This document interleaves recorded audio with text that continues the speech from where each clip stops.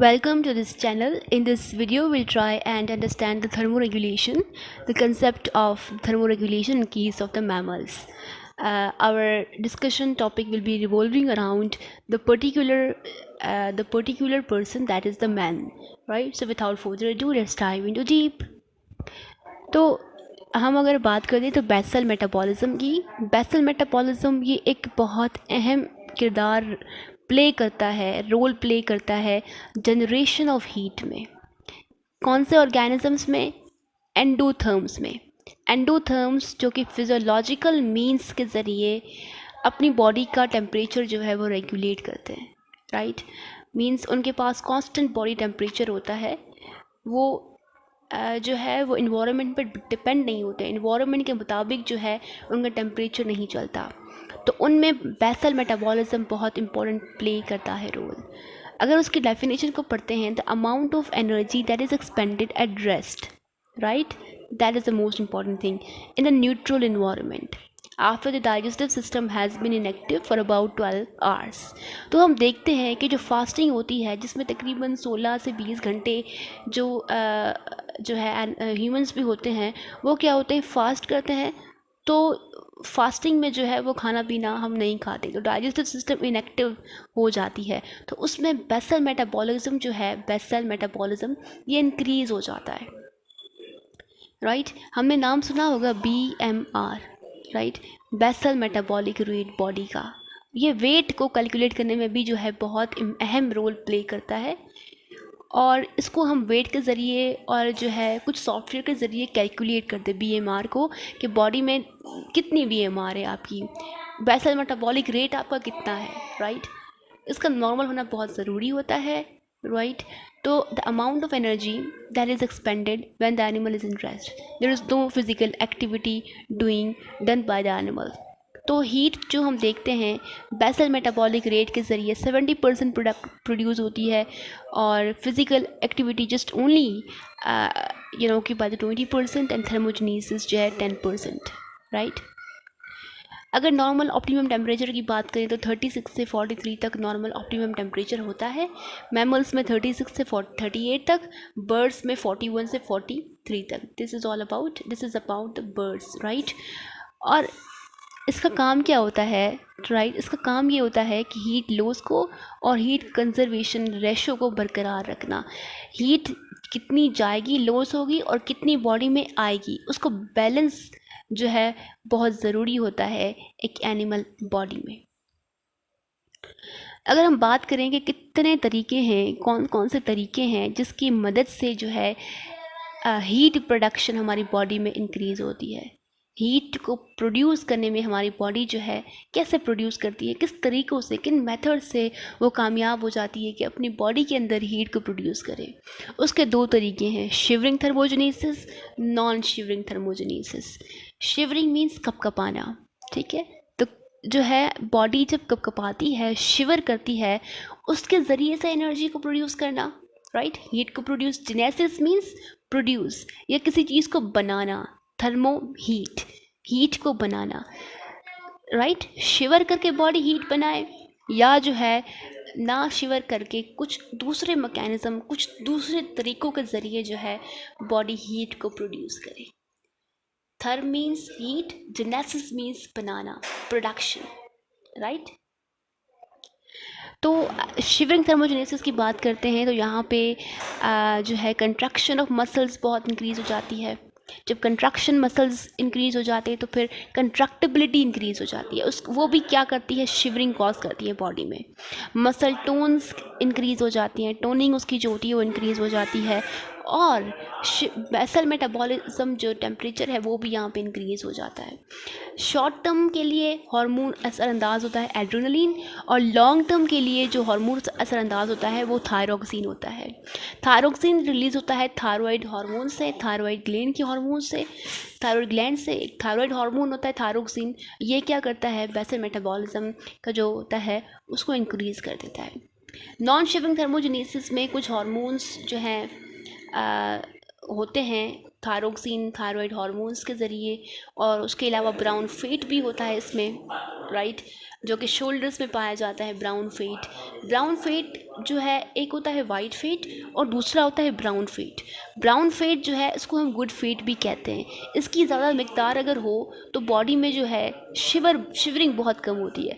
अगर आप एक बच्चे को देखोगे 2 से 3 माह या 1 साल का भी, उसमें शिवरिंग बहुत कम होती है। इसकी वजह ये होती है कि उनकी बॉडी में जो बच्चे होते हैं उनमें ब्राउन फेट बहुत ज़्यादा पाया जाता है बनिस्बत के वाइट फेट के। ब्राउन फेट जो है उसको, जैसे कि we have discussed, good fat भी कहा जाता है।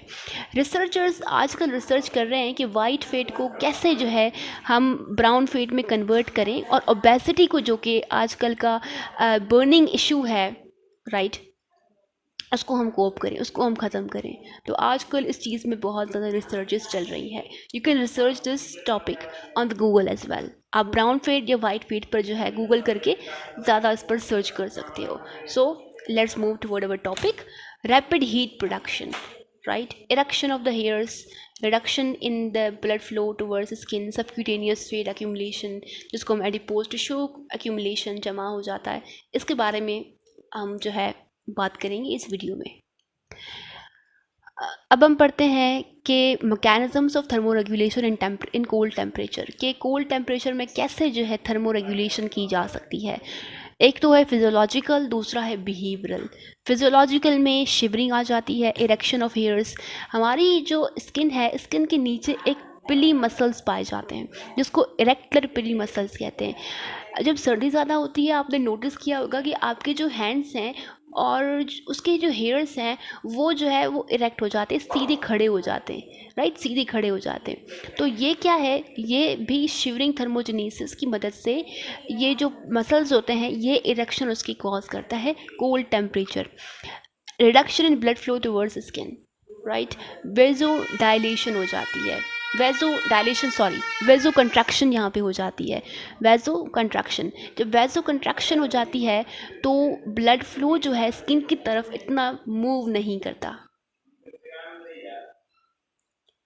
राइट। जो सबक्यूटेनियस फेट एक्यूमुलेशन है, एडिपोज टिश्यू का एक्यूमुलेशन है, जो कि बेड हीट कंडक्टर है, राइट, इसका एक्यूमुलेशन बेड हीट कंडक्टर है। ये हीट को जो है बाहर जाने नहीं देता, राइट। जब सर्दी ज़्यादा होती है तो हीट को बचाने के लिए बॉडी क्या करती है कि एडिपोज टिश्यू जो है स्किन में वो एक्यूमुलेट करवा देती है। नॉन शिवरिंग की बात करते हैं तो मसल टोन इंक्रीज़ हो जाते हैं, राइट, जो कि हीट को प्रोड्यूस करते हैं। बेसल मेटाबॉलिक रेट जो है बढ़ जाता है, हार्मोन्स का असर होता है, एड्रेनलिन और थायरोजाइन का। बिहेवियर में वार्मर लोकेशन पे एनिमल जाता है, ह्यूमन को अगर सर्दी लगेगी तो वो ऐसी जगह पे जाएगा जहाँ पे गर्मी मौजूद हो, huddling together with any other individual, साथ आपस में बैठ जाना, या जो है अगर आपको सर्दी लग रही है तो आप एक ऐसे इंसान के साथ बैठ जाओ, राइट, तो उससे भी जो है आपको हर्लिंग के ज़रिए क्लोज टुगेदर साथ साथ आपस में दोस्त बैठ जाते हैं जब सर्दी होती है। आप नहीं चाहते हो कि आप जो है ना दूर दूर बैठो, साथ साथ बैठ जाते हैं। पुटिंग एडिशनल क्लोथ्स, ज़्यादा स्वेटर्स जिसमें आ गए और स्कार्फ्स आ गए, और भी चीज़ें आ जाती हैं जो कि हम सर्दी ज़्यादा होती है तो इस्तेमाल करते हैं। ये बिहेवियरल सेंस है, और ये कुछ फिजियोलॉजिकल सेंस हमने डिस्कस किए जिसमें शिवरिंग और नॉन शिवरिंग मैकेनिज़्म दोनों आ गए, राइट। ये कब होती है, जब कोल्ड टेम्परेचर होता है, जब सर्दी ज़्यादा होती है। अब बात करते हैं हम, जब गर्मी ज़्यादा होती है तो फिर क्या होता है। जब गर्मी हॉट टेम्परेचर होता है, जब गर्मी ज़्यादा होती है तो फिजियोलॉजिकली जो है हेयर्स जो है लोअर हो जाते हैं। अगर ये हमारा जो है बाजू है तो यहाँ पे जो हेयर्स होते हैं वो लोअर हो जाते हैं, राइट, लो हो जाते हैं, इरेक्ट नहीं होते हैं।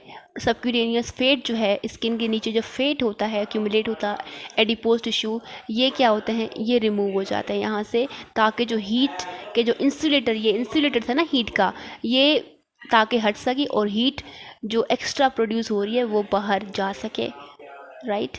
उसके अलावा एवापोरेटिंग, कूलिंग, स्वेटिंग भी होती है, पर्सपायरेशन भी होती है इसमें, डायलेशन ऑफ आर्टेरियोल्स। यहाँ पे क्या होता है, वेजो डायलेशन होती है वहाँ पे कोल्ड टेम्परेचर में, वेजो कंट्रक्शन हो रहा था, यहाँ पे वेजो डायलेशन होती है, जो आर्टरीज होती हैं, आर्टीरियोल्स होती हैं, वो बिल्कुल खुल जाती हैं और वहाँ से जो है हीट बासानी ओपन टू द इन्वायरमेंट चली जाती है। डॉग्स की बात करें, डॉग्स में एक पेंटिंग प्रोसेस होता है जिसके ज़रिए वो माउथ से वो अपनी जो है ना वो अपने टेम्परेचर को जो है वो मेंटेन करता है।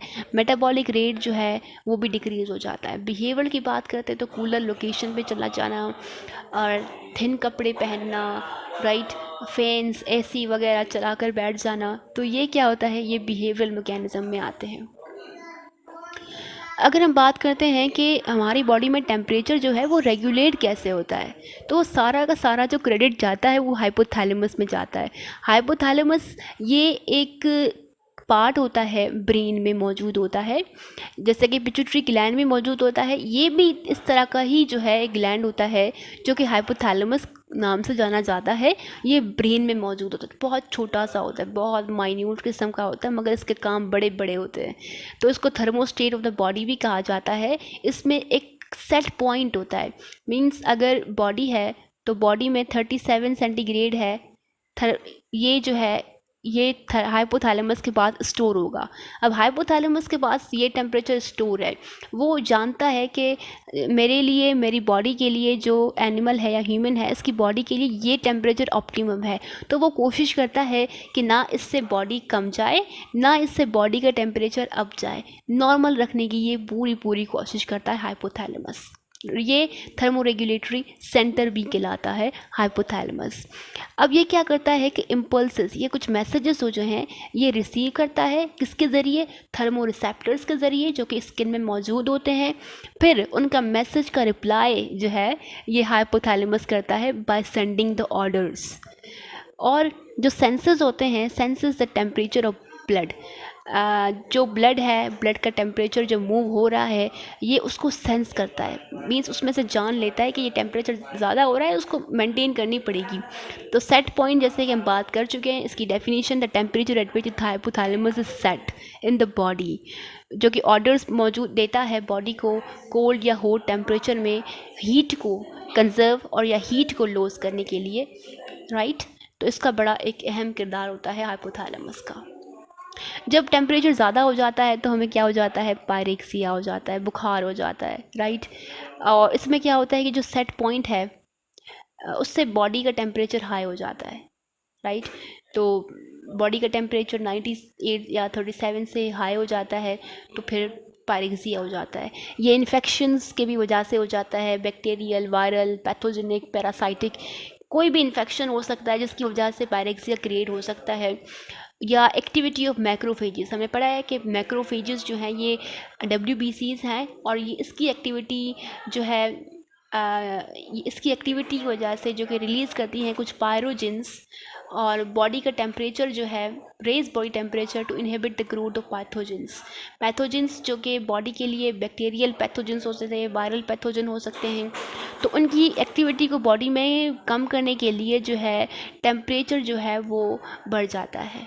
तो उसको हम क्या कहते हैं, पायरेक्सिया। पायरेक्सिया क्यों कहते हैं, क्योंकि मैक्रोफेजेस जो है एक मॉलिक्यूल, एक सब्सटेंस को रिलीज़ करते हैं जिसको क्या कहते हैं, पायरोजिन्स कहते हैं।